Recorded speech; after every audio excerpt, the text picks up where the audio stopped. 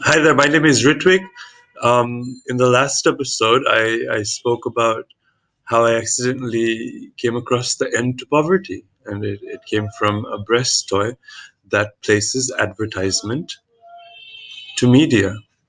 The task that is done by the marketing industry is handed over to the child suckling the toy, and the suckle probability rules the advertisement placement market, and it gives fair chance, I'm sorry, to poor people and rich people alike to have their ads placed in favorite zones. Not favorite zones, preferred zones. A poor person can finally place big ads. Big ads. You know what I'm talking about, right? Like big ads. So yeah, today I'm going to talk about how um, you see if you I'm going to talk about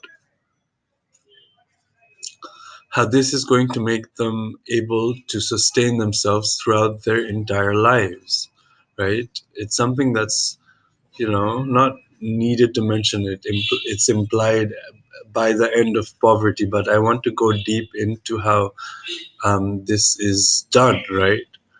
So when they suckle per instant, the money is transferred into their banks because they get a certain amount of money. They get the regular amount and bonuses from different companies, like people from pharmaceutical companies come to doctors and give them calendars and stuff, like, you know they'll get bonuses. It could be big money for them per click. Um, and this goes into their bank account. Let's say they're not allowed to get a grab of it until they're 18. When they're 18, they have a lot of money. And now some people might speculate that 2 years is not enough to generate enough money to facilitate the entire rest of life, you know? And it's fine because there are other ways of generating advertisement placement from infants. This is this is very much possible. The second phase after the suckling is when they start playing with toys, right? And we can utilize toys.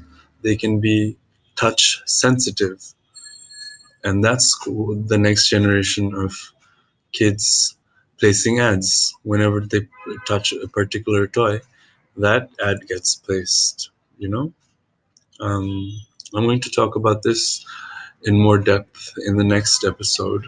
This episode is focused on how they really can get um, very rich by the age of 18 without being a burden to their parents. Yeah. Um, yes. So you think of ideas, right? Like, let's say a piece of paper. Yeah. A piece of paper with advertises so incredibly micro small that they are not seen by the human eye, and they lace the entire page.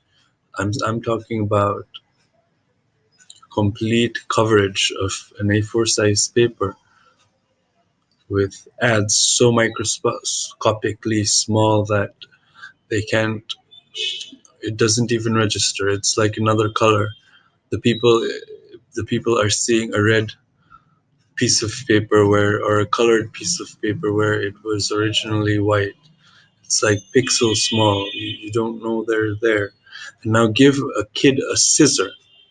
Every ad is going to get really big bulks of time space for media exposure from the cutting of scissors. You can promote small cutting, large cutting.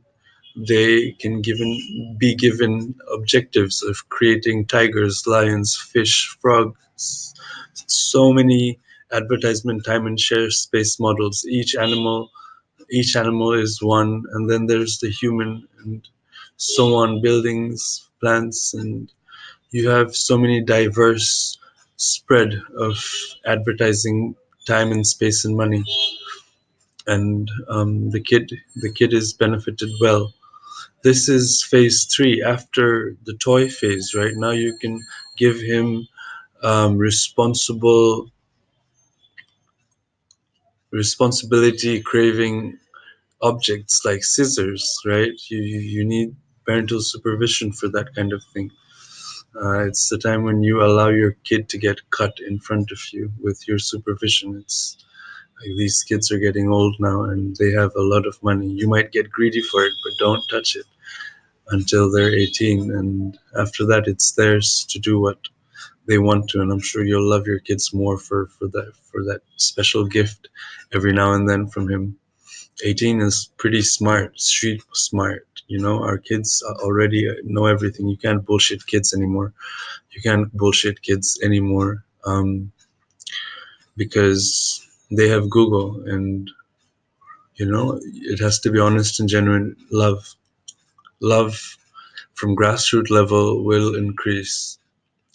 And please administer Dr. Yunus's social business and microcredit procedures in business to this to spread these toys. First, there was the breast suckling toy.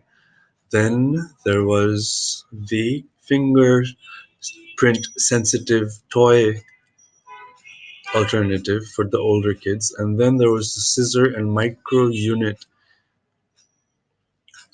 advertisements on a piece of paper. Yeah, advertisers can be given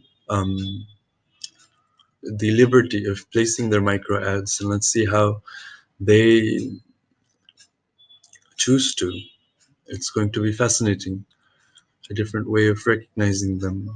Their true corporate identity, or the inverse, will come out eventually. Hey, thanks for listening.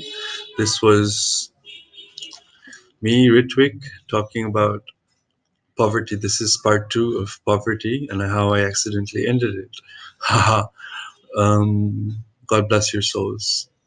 God, God bless